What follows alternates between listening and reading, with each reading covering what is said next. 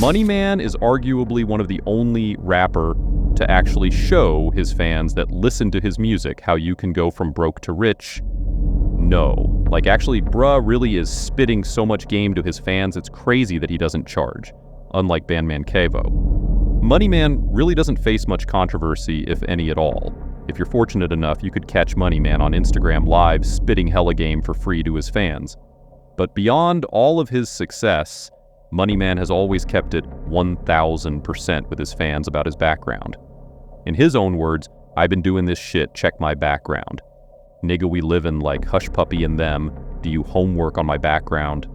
This statement refers to Hushpuppi, who is and was one of the biggest well-known scammers to actually post their lifestyle of social media. More on that later on this video. Money Man often mentions flipping packs, running off on the plug, Amazon schemes, all type of stuff. It's obvious he isn't hiding his past. However, unlike most of the people on his list, Money Man was never prosecuted on any of his crimes he claims to have done. If you have been on the internet in the past few years, you have probably stumbled upon Bandmankevo. His fancy and luxurious lifestyle posted daily on his Instagram page is just a testament of his success. He gained popularity in 2016 when he did an interview with Say Cheese TV about a $639,000 credit card scam he was being indicted for. But you may be asking yourself, how exactly did he get to this point? Well, Bandman started doing various schemes to try to make anything. In his own words, "That working shit ain't for me," Bandman said. Once he was around 18 years old, he got his first job at the factory, and he saw people in their 60s still working for $18 an hour, and this is what ultimately led him to the deep rabbit hole of scamming. Kevo started doing iPhone schemes where he would find college students or someone who is broke in general looking to make an extra buck. Kevo would then propose a business idea where they would go get phones in their name and split the profit. Don't want to go too far in detail of the scheme, but it's very self-explanatory. Bandman went to prison for 2.5 years. After his release, he started teaching financial literature, and this could be arguably his biggest scam yet. If you're one of the unfortunate enough to buy his OF adult website to learn about your credit and stuff, well, he actually started showing you outdated info, and most of the info is recycled through other gurus. It is reported Kevo made over $12 million from his OF page. What do you guys think of Kevo? Be sure to let us know down below. How did Hushpuppi make his money? It definitely wasn't from real estate as he claimed. It seems that all his money was from scamming.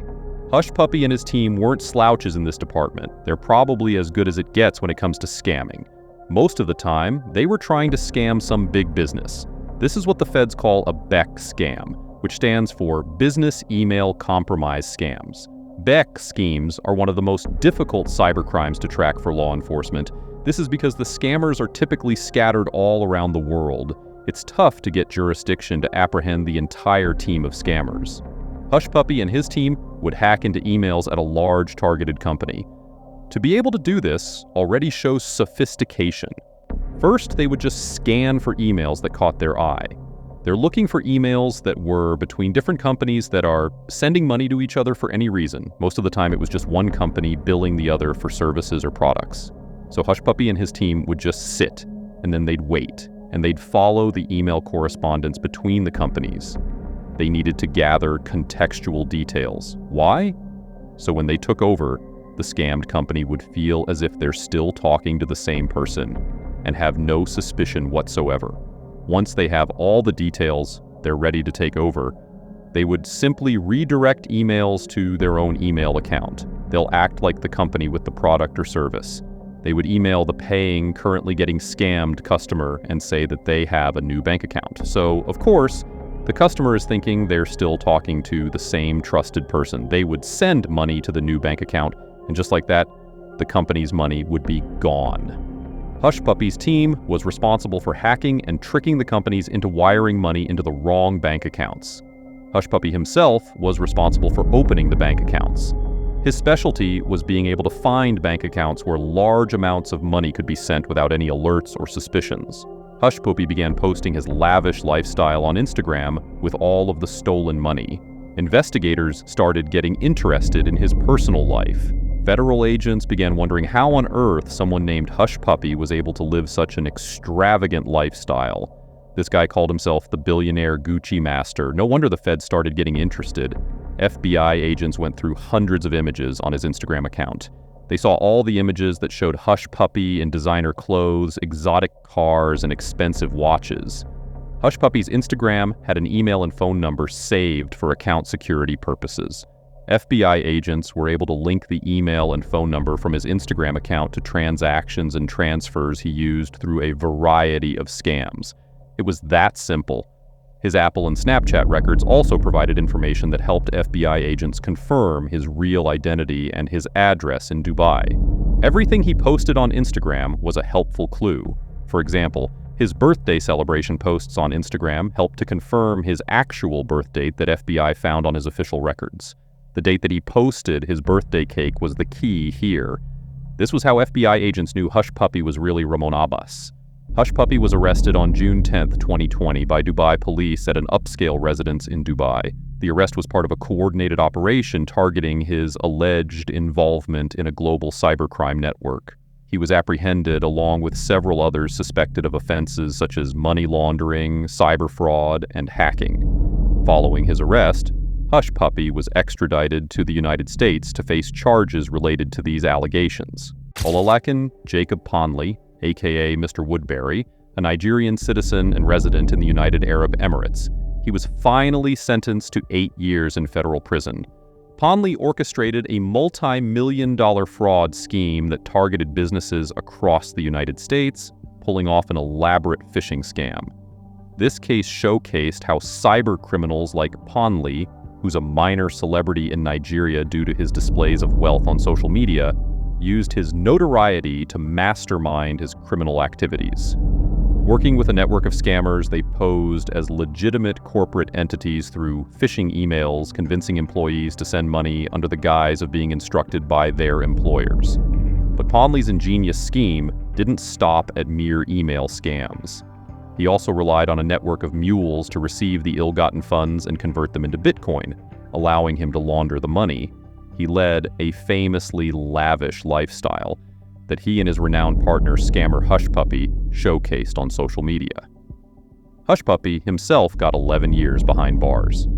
Despite the absence of an extradition treaty between the UAE and the United States, federal officials worked tirelessly to secure Ponley's return to the United States for prosecution. He was finally extradited to the U.S. back in July of 2020.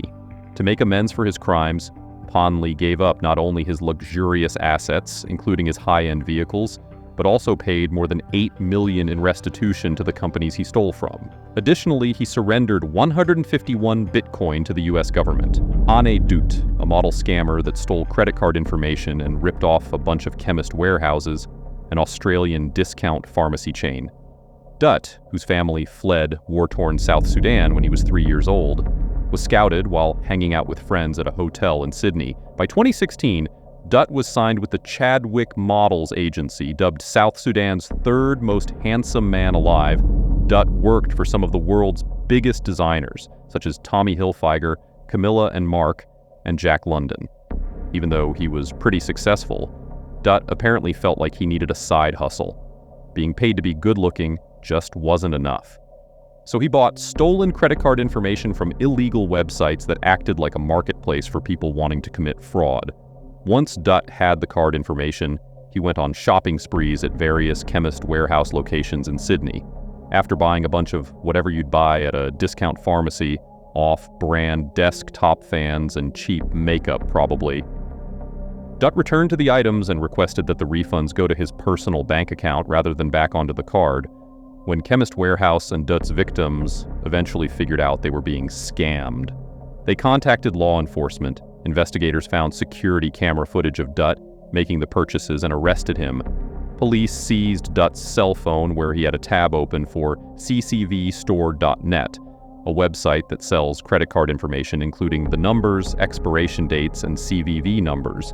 They also uncovered that he shared at least 6 of the 19 card numbers he'd acquired with a third party. But buying and selling credit cards from the dark web was far from the only crime he committed. In 2013, Dut was convicted of assault. Then, in 2016, his license was suspended for driving under the influence. He temporarily lost the ability to drive again in 2020 after getting behind the wheel with that suspended license. And around the same time he was scamming Chemist Warehouse, Dutt was also accused of throwing a glass bottle at Janaya Capablanca, the mother of their young daughter. Police were sent to Dutt's apartment late at night when two men were fighting in the street. Officers found Dutt with his shirt ripped open, and not in a hot model kind of way, but in a fighty kind of way, and Oliver Duverge, Janaya's godfather, who was bleeding profusely from a gash on his forehead. The fight started when Duverge was at dinner with Janaya's mom, when she got a phone call from her daughter because Dutt had thrown the bottle at her. So the pair rushed into a taxi to go pick up Janaya and the baby, but were greeted by Dutt once they arrived. Dutt was acting belligerent, shoved Janaya's mom out of the way, and began to Duverge, leaving a scar on his forehead. Dutt claimed not to have started the fight, but has since pleaded guilty to the charge. For his credit card fraud, Dutt was remorseful in court and told reporters that he had already paid back the money he stole and apologized to his victims. He was charged with multiple counts of dealing with identity information to commit an indictable offense. Sounds like he wasn't exactly a model citizen. Owning flashy cars, extravagant jewelry, and having access to hundreds of millions is a dream for many people around the world. However, the fulfillment of this dream raises the question, in what extremeness are you willing to go to obtain such wealth? Introducing Omi in a hellcat in late 2018. Omi began to create YouTube videos. His channel gained immense popularity as he showcased his extravagant lifestyle and indulged in the display of his opulent possessions. Omi, whose real name is Bill Omar Carrasquillo, became known for his fleet of luxury cars, including Lamborghinis and other exotic vehicles, as well as his luxurious mansions and ostentatious jewelry. His charismatic persona and willingness to flaunt his wealth attracted a massive following of viewers, and he quickly became a prominent figure in the online influencer community.